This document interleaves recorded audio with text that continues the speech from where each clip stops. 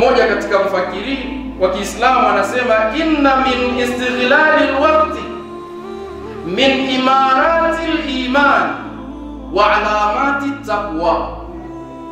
Kwa hakika suala la kutumia wakati vizuri ni suala ambalo ukilifanya linaimarisha imani yako, linajenga imani yako, linajadidisha imani yako na kuwa mpya, kwa kuwa unatumia wakati wako vizuri. Kwa ikifika sasa ni wakati wa kumtaja Mwenyezi Mungu Subhanahu wa Ta'ala, wewe hauhangaiki isipokuwa unayafanya yale tu ya Mwenyezi Mungu Subhanahu wa Ta'ala.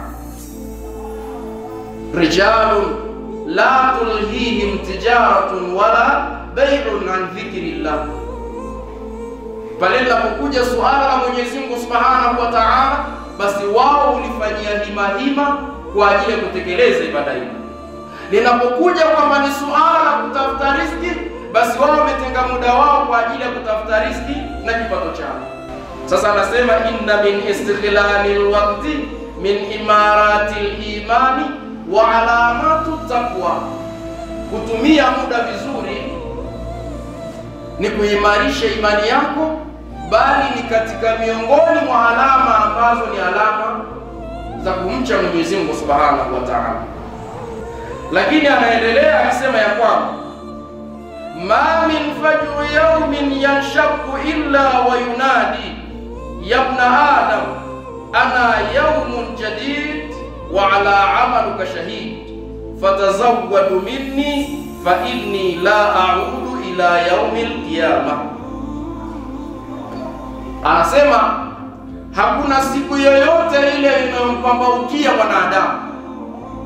Kila unapoamka asubuhi, ile siku huwa inamwambia yule wanadamu, ana yaumun jadid, mimi ni siku mpya, wa ala amaluka shahid, na juu ya matendo yako unayoyafanya mimi ni shahidi. Kwa maana ya kwamba itafika ile siku ya Kiyama, siku ile yenyewe itatoa ushahidi kwamba uliifanyia nini ile siku.